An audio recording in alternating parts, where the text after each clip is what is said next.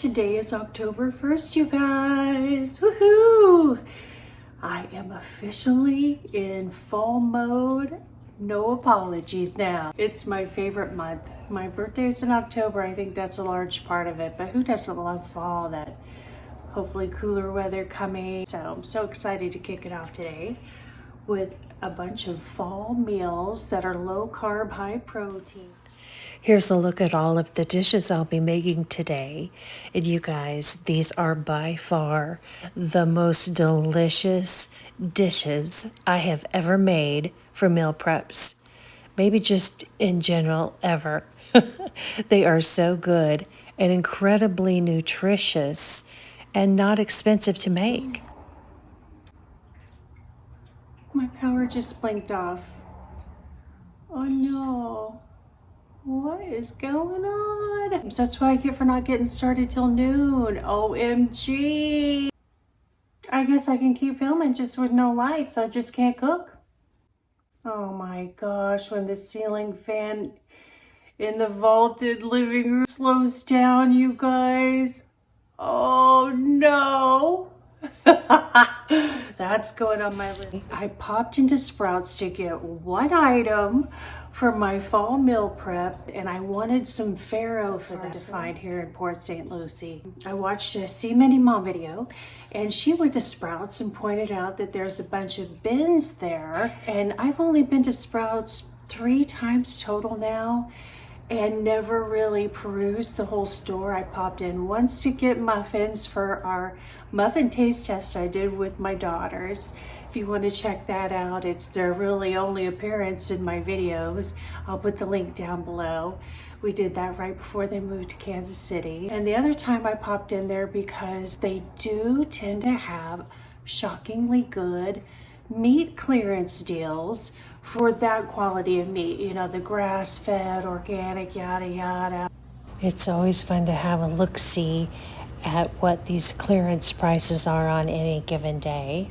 But meanwhile, back to my fall meal game plan. I've got 2 proteins, 2 salads, a stew, basic roasted pan of veggies, and then 2 breakfasts. Now, all of these are low carb, high protein, like I said, and stick around and mix and match and do what works for your family. Of course, I'm making smaller portions than what a family of 4 or 6 might make, but that's the beauty of cooking healthy. It's really easy to adjust up the volume for what your family requires. Let's get into it, and I can't wait to cut up these pumpkins. Before I get into cutting my own pumpkins up, I thought I'd give you a quick look-see at all these crazy gourds that Sprouts had next to their front door entrance. I have never seen some of this variety before. They're downright kind of spooky. But I wanted to share this quick little look because they're just so fascinating. Even black and orange pumpkins. The underlying superstar of today's fall meal prepping is going to be a pumpkin. And I bought this one a couple weeks ago at Walmart and showed you guys how fresh it seemed, what a great stem and all of that. Well, I got this one a couple of days ago at Aldi. It was the smallest one in the box. They were about $1.50 less than they are at Walmart right now. And I decided, this guy's so pretty and seems so fresh. And who doesn't want to have at least one real pumpkin sitting in their house through October, right? So I decided to buy this guy and make him the sacrificial pumpkin that's going into today's meal prepping. And my goodness, what a difference in coloration and all of that, right? But look at the stem. Even though it looked a little better a couple days ago when I bought it, it was green, but starting to shrivel. It does look firmly on there, but I figure I'm cutting him up today, and he can't be that old because, it's pumpkin harvesting time, so I don't think he's been sitting around in a warehouse for a year. The challenges are real today. So the first order of business is I'm drying off my pumpkin that I just thoroughly scrubbed in the sink because this bad boy did have some field dirt on it.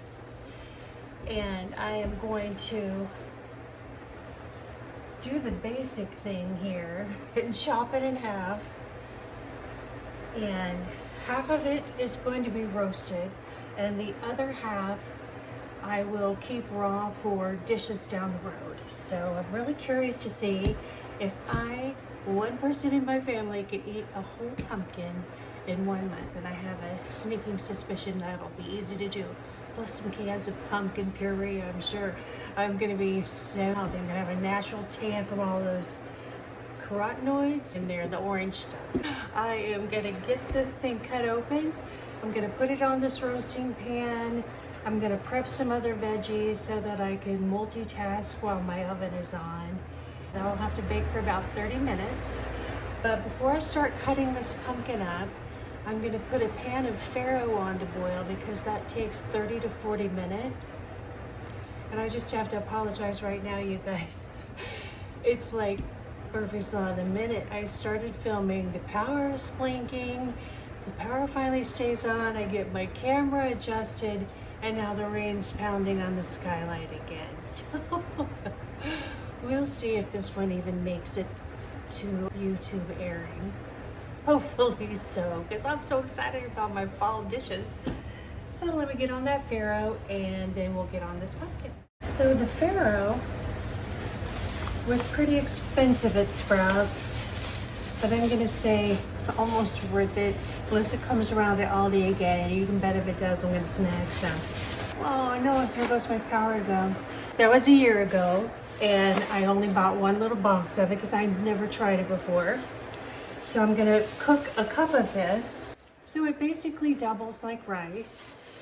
And I am gonna make 1 cup for the salad that I'm planning, and then 1 cup for the freezer so I don't have to mess with cooking it again. This stuff is really sturdy, almost like a whole wheat grain. So it holds up really well in the freezer. And I'm gonna fill this about 3 cups of water, some salt, boil it, turn it down to low, and let it simmer for 40 minutes. My cooking video is being challenged by Mother Nature. So the power went out again, and it has stayed off for a full 5 minutes now.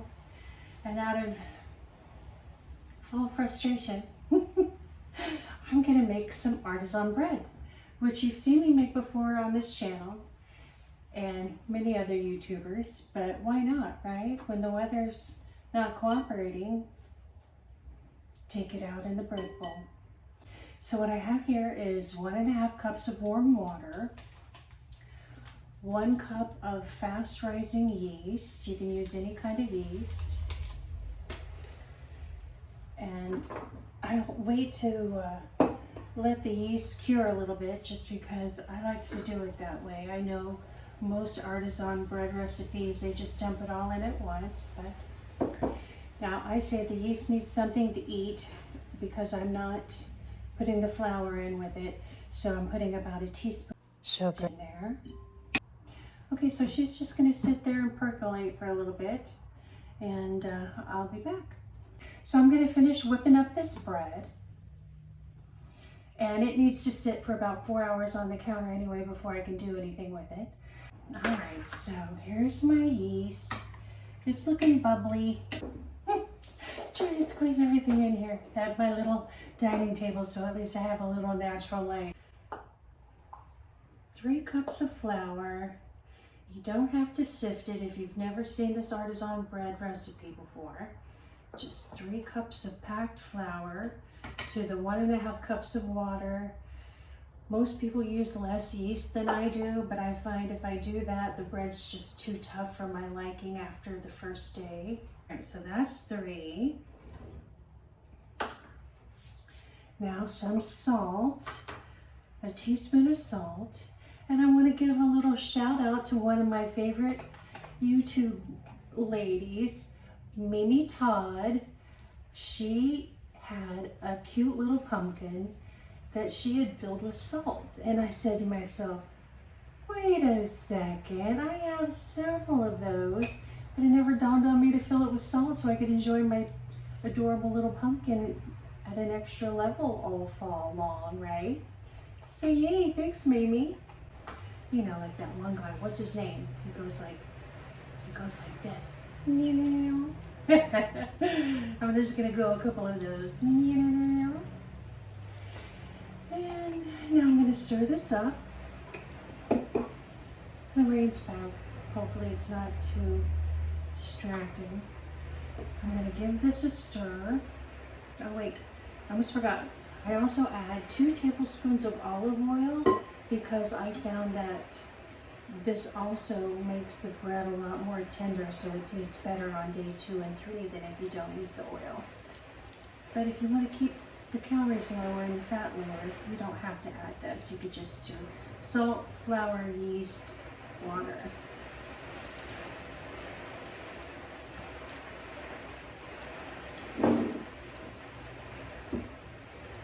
All right, now I'm stirring. But I guess compared to what's going on up in New York, I can't complain at all right now this minute. So I'm just gonna keep stirring. And then I'm gonna call my gym. The other too bad thing about this power outage, aside from all the obvious things, is it's interrupting my videoing flow and my cooking flow. So if I can't start cooking again until after 3, I may not get everything done that I wanted to today because the Chiefs game comes on at 8:30.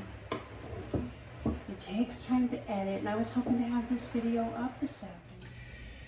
So my power finally came back on, woohoo! Right at 3 o'clock, so it was off for about an hour and 15. I was just starting to get hot. I cleaned all the ceiling fans while they were off and then decided, hey, wait a second. I don't want to be doing cardio when I don't have any AC, so I just had to call my mom. Anyway, this artisan dough has been raising about an hour and a half. So because it's so humid here and then it got hot in the house, this has puffed up plenty. You know, if you've seen a lot of the artisan bread YouTube videos, a lot of people say, let it raise 4 to 8 hours. Well, here in South Florida, go by how the dough looks. This thing was about to hit the lid and it had been clear down here. So it's definitely ready. And there's a few utensils that you want to have at hand if you've never made the artisan bread before you dump it out of this bowl.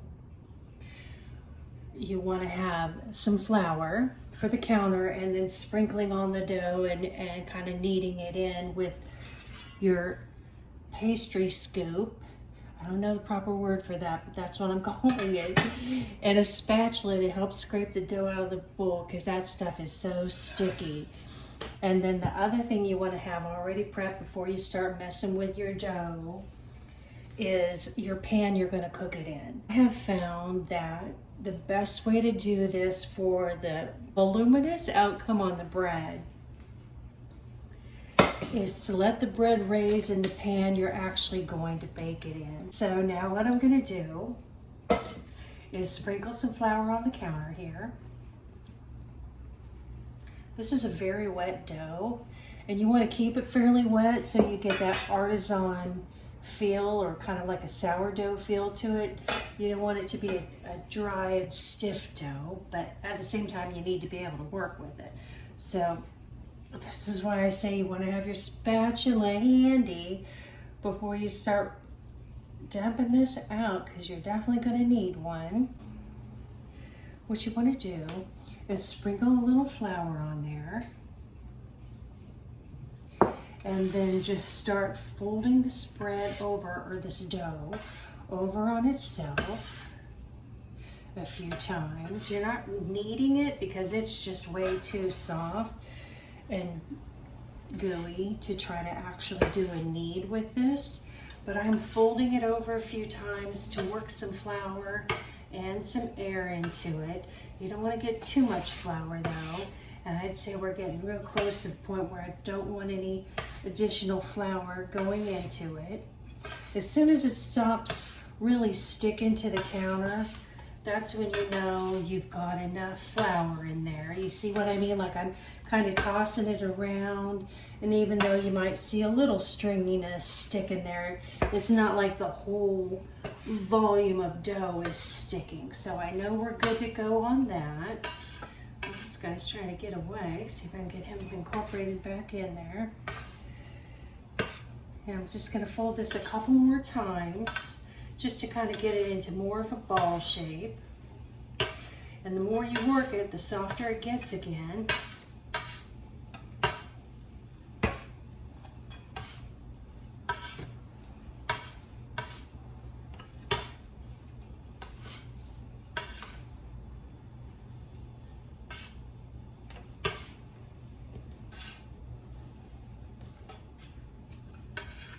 I'd say that's about as much as I want to work it because it's starting to stick to the counter again.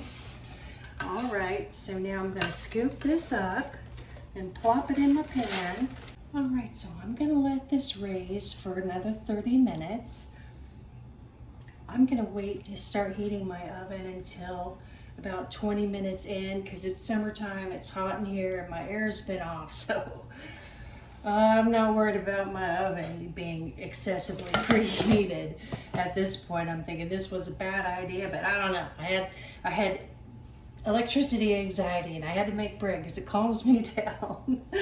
Oh gosh, comment down below if baking is relaxing to you. Okay guys, so the power's back on, and I'm trying to rock and roll through this. So what I've got going over here, which you didn't get to see on camera because while the electricity was off, I did some prepping. I've got the farro cooking in here. It's got 30 minutes to go. I've got the corn on the cob. I'm going to boil that for about 5 minutes so that it's tender. Then I'll drain it, and I will eventually get around to grilling that in a really hot grill pan, more or less just for the char and kind of the smokiness it'll add. And I gutted my pumpkin. And now I'm going to cut off the peel because I want to roast it.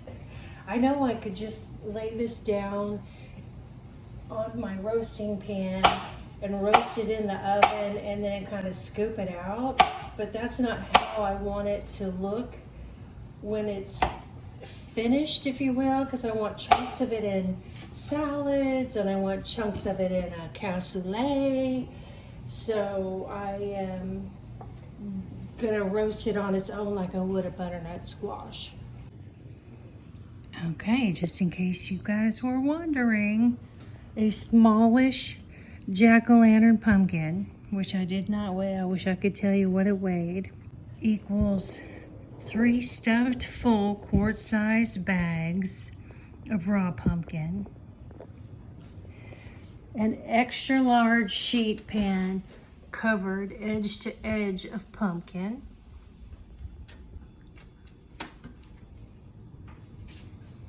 and a serving size bowl full of pumpkin rinds, and probably 2 cups worth of seeds and goop from the middle that's in my trash can. I'm not going to bother to show you that. These are going in the freezer, and I'm going to get on with the rest of them. Okay guys, so what I'm doing now is I've got the artisan bread in the oven. It has another 10 minutes to go before I take the lid off and let it cook another 15 to get that browning on top.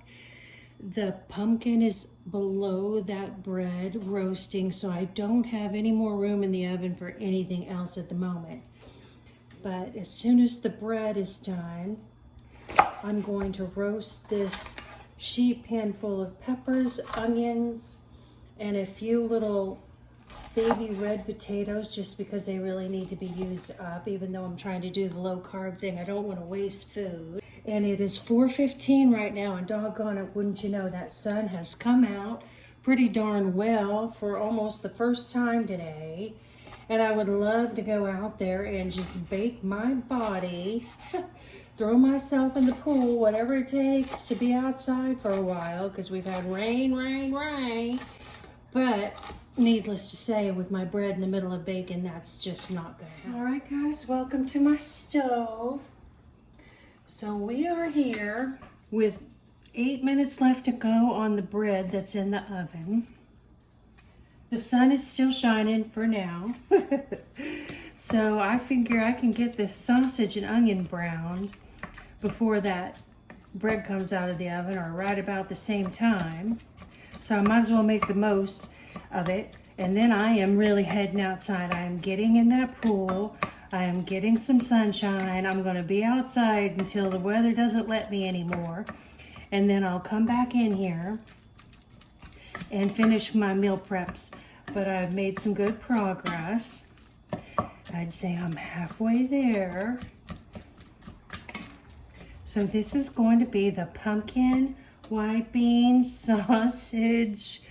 Oh, forget all the things I'm going to throw in there, but you'll see before it's all said and done.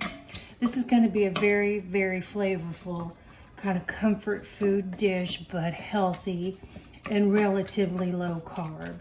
You know, the white beans will have some carbs, but they also have protein and a lot of fiber. And of course, the sausage has protein. So I'm feeling good about all that. And like I said, I have been craving sausage, so I'm really excited about this dish. And Martha Stewart, bless her heart, I think she'd be proud of me for modifying it based on what I think I need.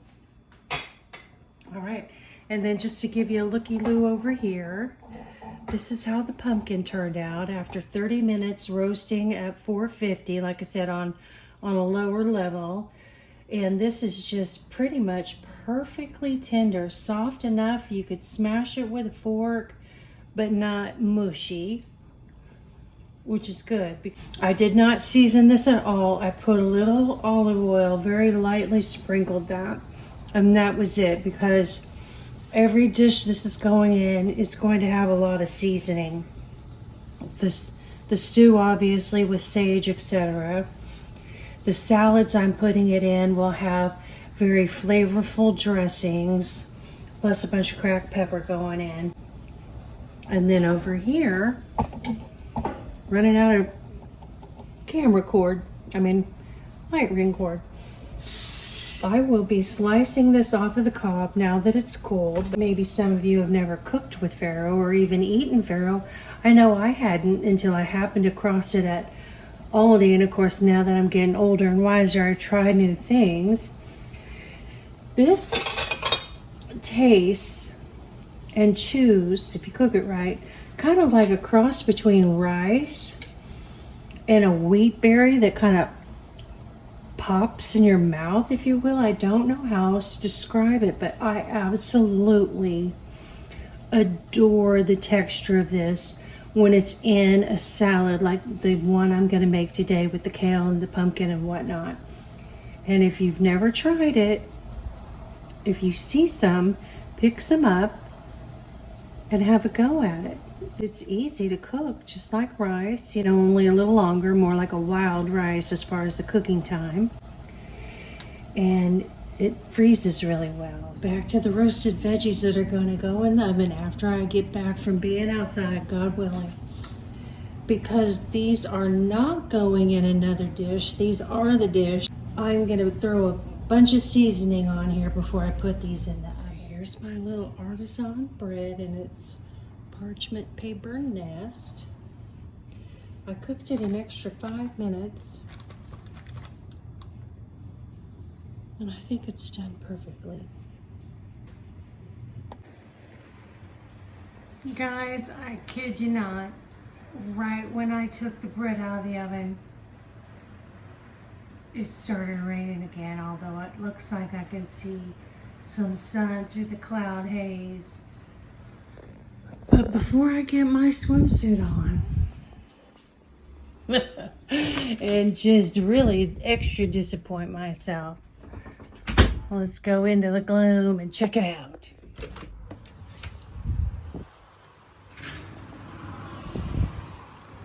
Doggone it. Yes, it's raining. Aww. Wah, wah. Alright, some more no sun, all rain meal prep. So what I'm gonna do here is roast this chicken while I roast these veggies. Y'all know I'm a fiend for Aldi's pumpkin butternut marinara. Well, I've never bought this pumpkin chipotle before, and I decided, since I'm trying to increase my spice capability, I'd give this a whirl for a marinade on the chicken. And I happened to see, which I'll put a picture up here, Trader Joe's last year, 2022, had a fall chipotle adobe marinade, if you will. And they didn't have it this year, even though it had fantastic reviews last year. So coincidentally, my Aldi, when I went there 3 days ago, they had gotten in out of the blue 2 cases of the pumpkin butternut marinade and this pumpkin chipotle marinade. So I said, oh, that's a sign. I'm supposed to try it. So here I am. Gonna put it on this with nothing but the marinade. And then I'm gonna just do like a poultry seasoning, garlic, yada over here on these, you know, something a little more plain to mix up the flavor profiles for the week. It has a little bit of that chipotle scent. Let me get a spoon in here and a little tiny taste of this.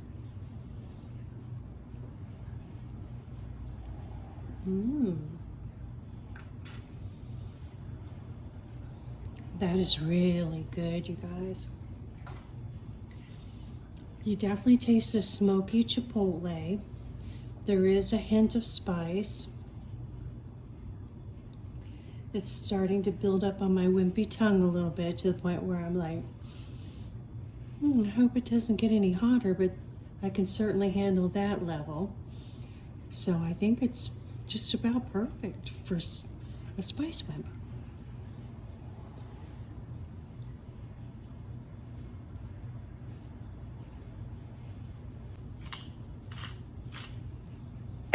All right, so all this is going in the oven at 350 for 25-30 minutes. You guys, I've had 2 power outages today. My mom on the phone, my bestie on the phone. Oh, but I am bringing this meal prep into the home stretch, although I didn't get any of my little desserts made, but that can happen tomorrow, I guess. I certainly have plenty of things in the freezer. I don't need to make any. So what I'm doing now is chopping up some fresh sage that I had put in the freezer, and it's going in this pot. This is the white bean, pumpkin, sausage, onions, celery, sage stew. I don't have the pumpkin in there yet. It's over there on the roasting pan. I just wanted to cook everything else first. I'm adding the sage at the end here because it just needs to simmer, if you will. So where I'm going with this is I'm putting some minced garlic in here, about a tablespoon,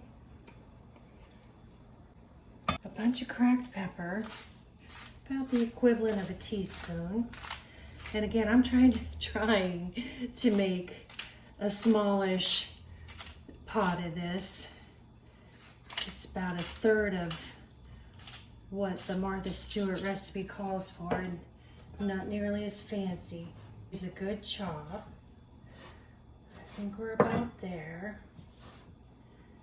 Let me tell you what, I have a sink full of dishes too. And I have 25 minutes before my Chiefs game comes on. I'm gonna wait and add the pumpkin after this simmers a little bit to get the sage flavor sort of mixed in there. This is about 1.5 cups of bone broth that I made a couple of months ago that I pulled out of the freezer.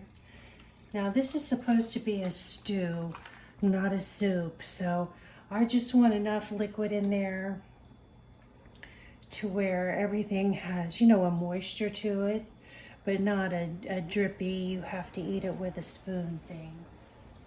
Now I've never made this dish before, you guys, so it's a learning curve for all of us here.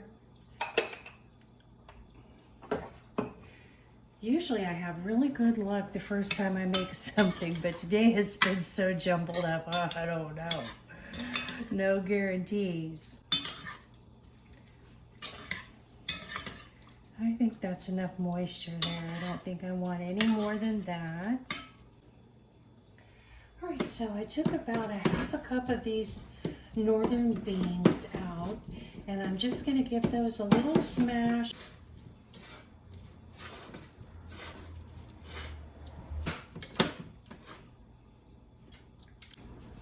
I guess you could call this sort of an organic to the recipe thickener by smashing up those beans. Oh yeah, that's looking stewish. And I'm gonna add my pumpkin and let this simmer for maybe just 2 or 3 minutes, then I'm gonna shut the heater. Guys, this is the last of the roasted pumpkin, this huge tray. I did end up putting 1 sandwich-sized bag of the roasted pumpkin in the freezer.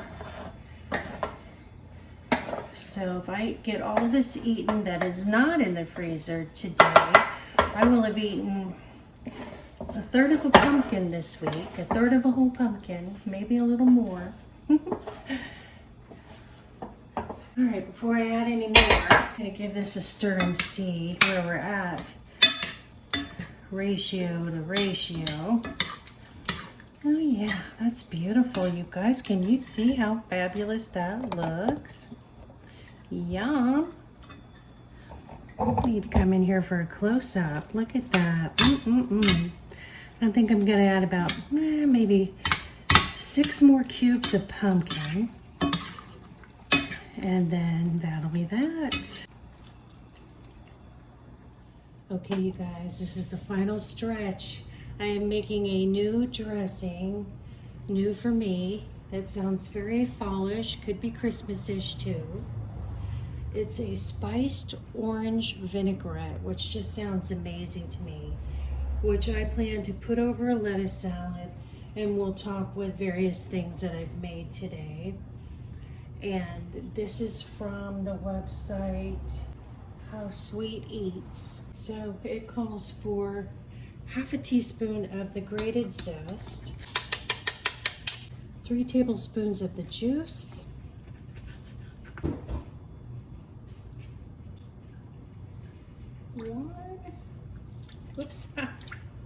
plenty of 2, 1.5 tablespoons of honey. I am not going to bother measuring.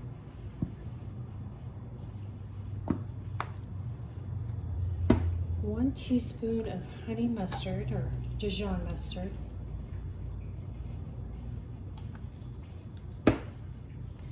Okay, it calls for 1 shallot diced. I've got so many onions going in these other dishes, and I really don't want raw veggies in my dressing, so I'm just going to do about a half a teaspoon of onion powder for the flavor.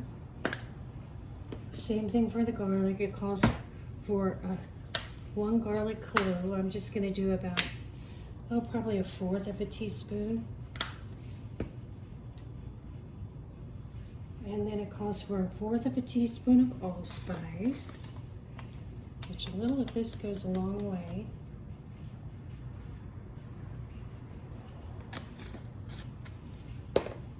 Salt, pepper,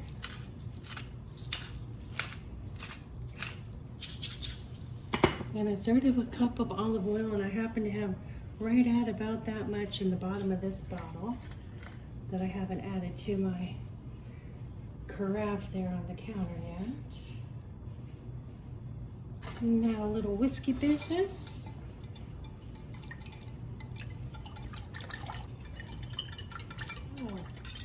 Let's wind this up, right? So I got these tubs of lettuce, like I showed you earlier, for 25 cents. They're in great shape. I have 2 of them. So the plan is, instead of chopping up kale this week, I'm going to take 1 of these to office, and I think, that'll be enough for 2 days, so 4 days worth of lettuce there.